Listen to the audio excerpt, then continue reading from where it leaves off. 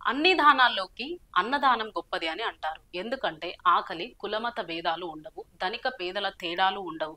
అందరినీ సమానంగా బాధించేది ఆకలి బాధ ఒకటే. ధనం ఉండి కూడా ఆకలి బారి నుండి తప్పించుకోలేము ఒక్కొక్కసారి. అటువంటి ఆకలి బాధితులను ఆపన్న సమయములో ఆదుకున్న మహిళా శిరోమణి శ్రీమతి శ్రీ డొక్కా సీతమ్మ గారు. డొక్కా సీతమ్మ తూర్పు గోదావరి జిల్లాలోని రామచంద్రపురం తాలూకా మండపేట గ్రామంలో 1841 అక్టోబర్ 2వ వారంలో జన్మించారు.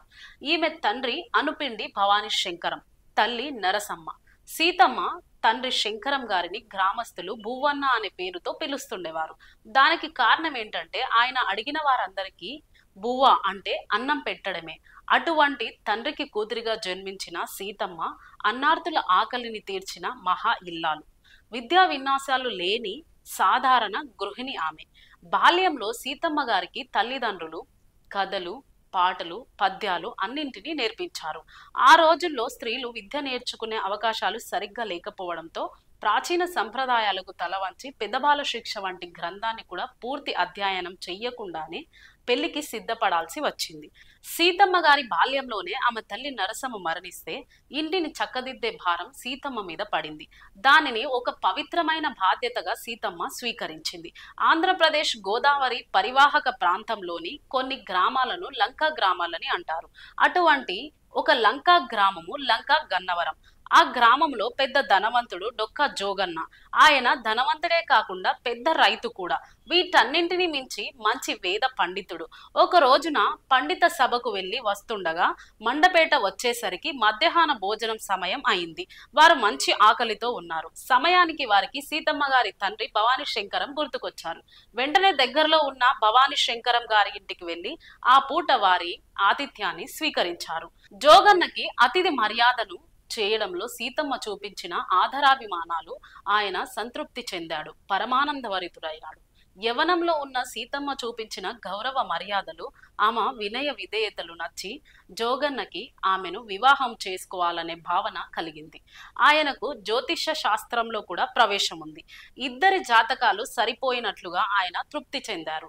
భువన్న సీతమ్మను డొక్క జోగన్న గారికిచ్చి అతి వైభవంగా వివాహం జరిపించారు.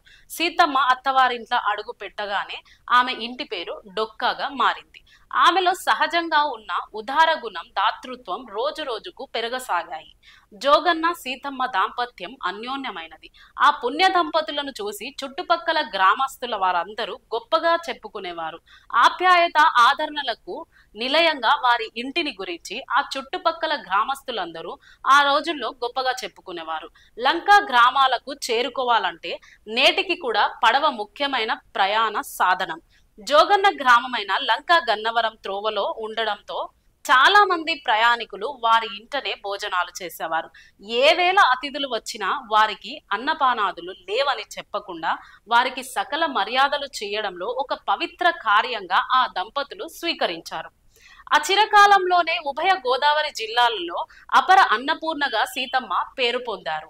లంకా గ్రామాలకు తరచుగా వరదల వల్ల ప్రమాదాలు ఏర్పడేవి. నిలువ నీడలేని బాధితులకు ఆదుకొని వారికి వసతి భోజన సదుపాయాలను నిరాటంకంగా ఏర్పాటు చేసే ఉద్దాత గుణశీలి సీతమ్మ గారు.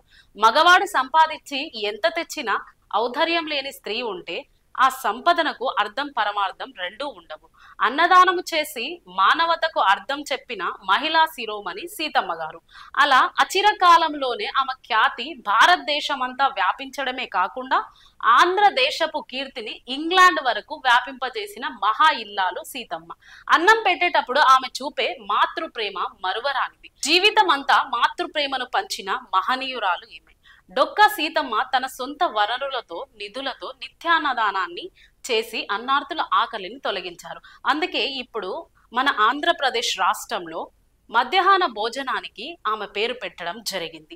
సీతమ్మ గారు చూపించిన మాతృప్రేమను మనం మరచిపోయామన్నది బాధాకరం. అన్నదానాన్ని మించిన దానం లేదని చెప్పడమే కాకుండా నిస్వార్థంగా జాతి, కుల, మత విచక్షణ చూపకుండా అన్నార్తులకు మాతృప్రేమను పంచిన జీవితాన్ని చరితార్థం చేసుకున్న అపర అన్నపూర్ణమ్మ డొక్కా సీతమ్మ. అన్నదానమే కాకుండా మరెన్నో శుభకార్యాలకు విరాళాలు ఇచ్చిన దాత కూడా ఈ మహా ఇల్లాలు. 1909లో మరణించింది. ఆమె చేసిన నిస్వార్థ సేవలను గుర్తు చేసుకుంటూ ఆ మహనీయురాలికి మనం ఇచ్చుకునే ఘన నివాళులు. ఇంకా మరెన్నో చరిత్రపరమైన స్టోరీస్ ని మీ ముందుకు తీసుకొస్తాను. అంతవరకు చూస్తూనే ఉండండి టుడే 18 న్యూస్.